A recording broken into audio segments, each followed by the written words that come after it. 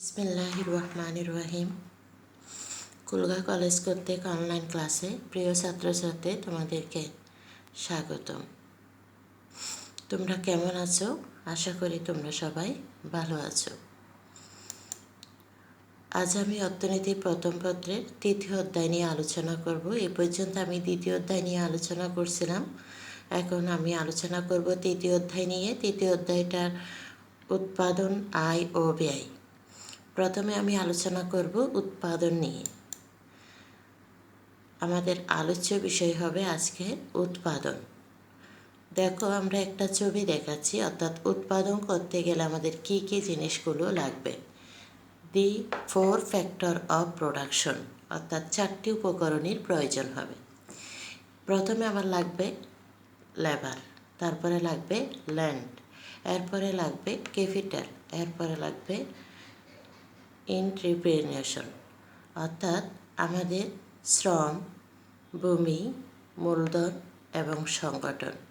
এই 4টি উপকরণের সমন্বয়ে উৎপাদন কার্যটা পরিচালিত হয়। কী কী বলছি? তোমাদের পরীক্ষাতে আসতে পারে উৎপাদনের উপকরণ কয়টি, তাহলে সেই ক্ষেত্রে উৎপাদনের উপকরণ হবে 4টি: ভূমি, শ্রম, মূলধন, সংগঠন। ভূমি, শ্রম, মূলধন, সংগঠন, এই 4টি উপকরণের সমন্বয়ে উৎপাদন কার্য পরিচালিত হয়ে থাকে।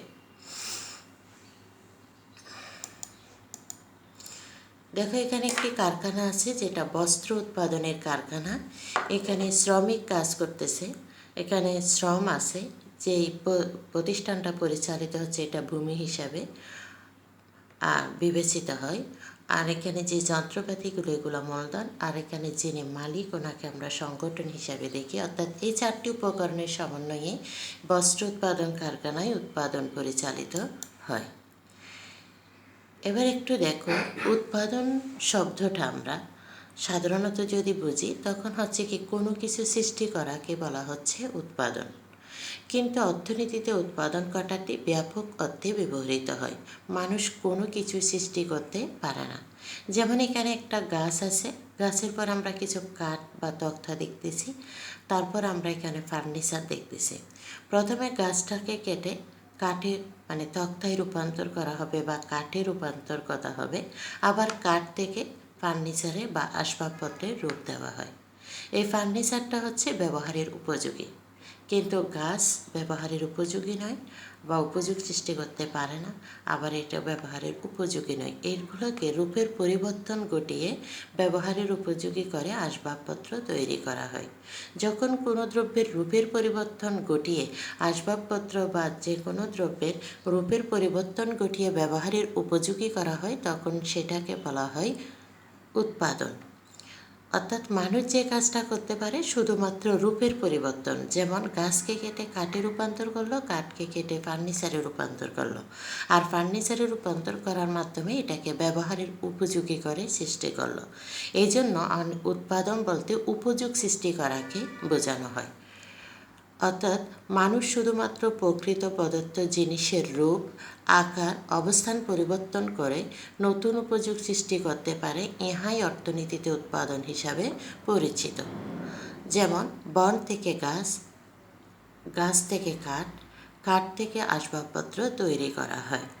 তাহলে এখানে গাছটা হলো প্রাথমিক উপকরণ, কাঠ হলো মাধ্যমিক উপকরণ, আর ফার্নিচার হলো চূড়ান্ত উপকরণ, যে উপকরণগুলো ব্যবহারের উপযোগী।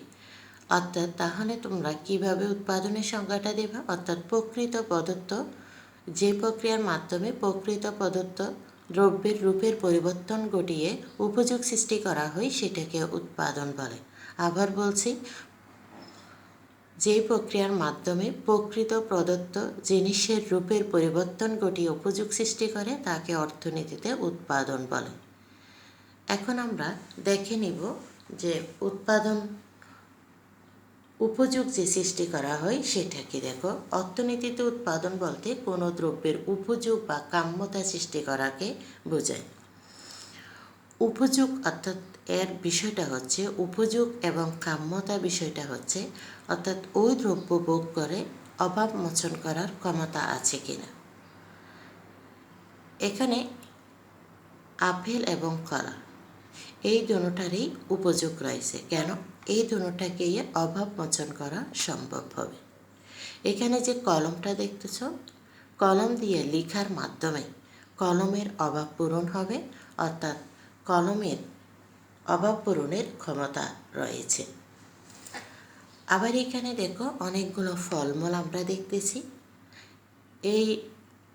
এগুলো খাবারের মাধ্যমে অভাব পূরণ হবে। অভাব পূরণ হওয়ায় মানে হচ্ছে কি, এগুলোর উপযোগ রয়েছে, অর্থাৎ একটি দ্রব্যের বিশেষ গুণকে ওই দ্রব্যের উপযোগ বলা হয়। এখানে আমরা একটা যানবাহন দেখতেছি বা একটা গাড়ি দেখতেছি, আবার কিছু প্রোডাকশন আমরা দেখতেছি, একটা শপিং মল দেখতেছি। এখানেও কিন্তু দেখা যায় কি এগুলোর উপযোগিতা রয়েছে, অর্থাৎ এগুলো ব্যবহারের মাধ্যমে অভাব পূরণ হবে। এই জন্য বলা হচ্ছে উপযোগ বলতে অভাব পূরণের ক্ষমতাকে বোঝায়, অর্থাৎ একটি দ্রব্যের বিশেষ গুণ বা অবস্থাকে নির্দেশ করে, যার দ্বারা ওই দ্রব্যের অভাব মোচন হয়, তাকে অর্থনীতিতে উপযোগ বলে। অর্থাৎ উপযোগ কী বলছি? উপযোগ বলতে একটি দ্রব্যের বিশেষ ক্ষমতাকে নির্দেশ করে, যার দ্বারা ওই দ্রব্যের অভাবটা মোচন হয়। এই পণ্য দ্রব্যগুলো মানুষের অভাব পূরণ করে, অর্থাৎ এগুলোকে উপযোগ রয়েছে। এখন একটু দেখে নাও উপযোগের শ্রেণী বিভাগ। যেমন রূপগত উপযোগ, আমি তোমাদেরকে বলছি প্রকৃত প্রদত্ত রূপের পরিবর্তন ঘটিয়ে উপযোগ সৃষ্টি করাকে অর্থনীতিতে উৎপাদন বলে। তাহলে উপযোগ সৃষ্টি করা কী ধরনের উপযোগ সেটা একটু দেখো। রূপগত উপযোগ, অর্থাৎ গাছ কেটে কাঠ থেকে যখন চেয়ার এবং টেবিল বানানো হলো, এগুলো রূপের পরিবর্তন করা হলো, অর্থাৎ চেয়ার টেবিল বানানোর মাধ্যমে উপযোগ সৃষ্টি হলো। এই ধরনের উপযোগকে বলা হয় রূপগত উপযোগ। স্থানগত উপযোগ, অর্থাৎ কোনো দ্রব্য এক স্থান থেকে অন্য স্থানে স্থানান্তর করলে যে অতিরিক্ত উপযোগ সৃষ্টি হয় তাকে স্থানগত উপযোগ বলে। যেমন মধুপুরের আনারস ঢাকায় এনে বিক্রি করলেও উপযোগ বাড়ে, অর্থাৎ ওই দ্রব্যের চাহিদাটা ওই জায়গায় বৃদ্ধি পায়, তাহলে এটাকে বলা হয় স্থানগত উপযোগ। যেমন রাজশাহী রাম, এটাও বলতে পারো স্থানগত উপযোগ। সময় ও কালগত উপযোগ, এখানে কিছু দ্রব্য আমরা দেখতেছি, যেই দ্রব্যগুলো কৃষি মৌসুমে উৎপাদন হয়, কিন্তু এগুলা মজুত করে রাখলে পরবর্তীতে এগুলোর মূল্য বৃদ্ধি পায় এবং এগুলোর চাহিদা আরও বেড়ে যায়। যেমন কোনো দ্রব্যের উৎপাদনের পর কিছুকাল মজুত রাখলে উপযোগ বৃদ্ধি পায়, উপযোগ বৃদ্ধি পেলে দ্রব্যের মূল্য বৃদ্ধি পায়। এইগুলোকে বলা হয় সময় ও কালগত উপযোগ, অর্থাৎ সময়ের ব্যবধানে এগুলোর উপযোগ সৃষ্টি হয়, দ্রব্যমূল্য বৃদ্ধি পায়। যেমন ফসল কাটার পর কিছু সময় সংরক্ষণের মাধ্যমে মৌসুম শেষে বিক্রি করলে বেশি মূল্য পাওয়া যায়, যেমন আলু, ডাল এবং পেঁয়াজ।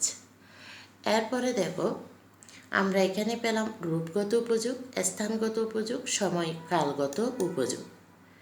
সেবাগত উপযোগ, মানুষের শ্রম ও সেবামূলক কাজের মাধ্যমে যে উপযোগ সৃষ্টি করা হয় তাকে সেবামূলক উপযোগ বলে।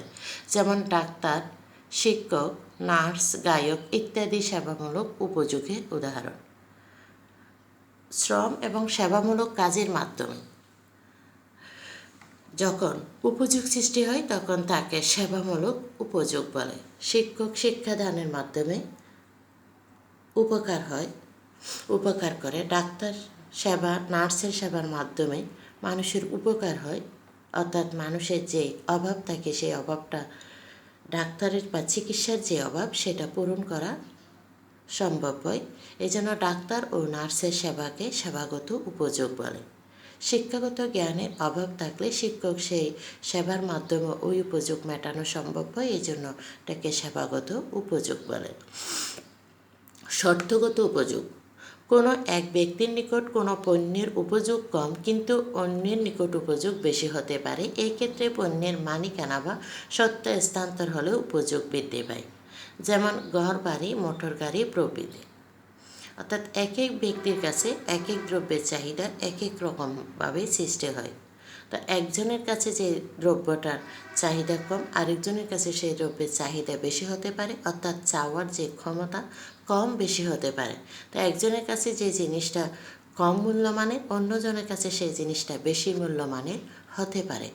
এই ধরনের উপযোগগুলোকে বলা হয় শর্তগত উপযোগ। অর্থাৎ এক ব্যক্তির নিকট কোনো পণ্যের উপযোগ কম হলে অন্য ব্যক্তির নিকট সেই পণ্যের উপযোগটা বেশি হতে পারে। স্থানান্তরের মাধ্যমে এটার উপযোগ বৃদ্ধি পায়।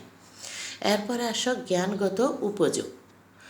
অনেক পণ্যদ্রব্য রয়েছে যেগুলো ব্যবহারে অত্যন্ত প্রয়োজনীয়, যেমন বইপত্র, টিভি, কম্পিউটার, সংবাদপত্র।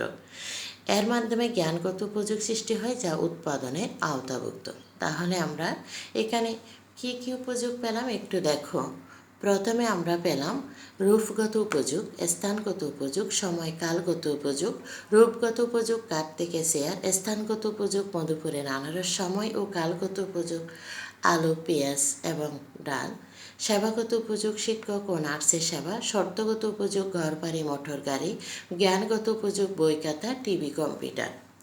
এখানে তোমাদের এই জাতীয় প্রশ্নগুলো থেকে অনেক সময় জ্ঞানমূলক প্রশ্ন আসতে পারে। সেবাগত উপযোগ কী, রূপগত উপযোগ কী।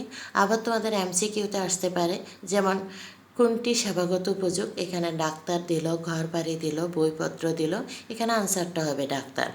আবার আসতে পারে জ্ঞানগত উপযোগ কোনটি, এখানে অন্যান্য বিষয়গুলো দিল, আবার বইপত্র দিল, তাহলে আনসার হবে বইপত্র।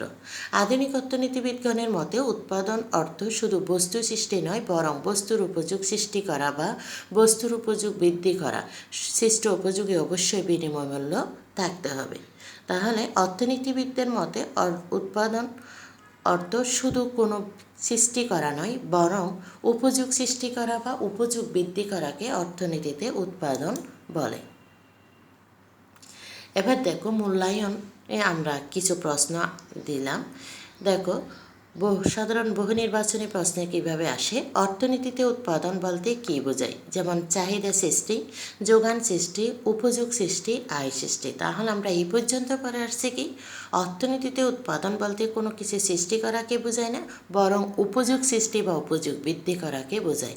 তাহলে এখানে আনসার হবে উপযোগ সৃষ্টি। গাছ থেকে আসবাবপত্র তৈরি কোন ধরনের উপযোগ, যেমন স্থানগত উপযোগ হবে না, কারণ এক স্থান থেকে অন্য স্থানে এটা আসে নাই।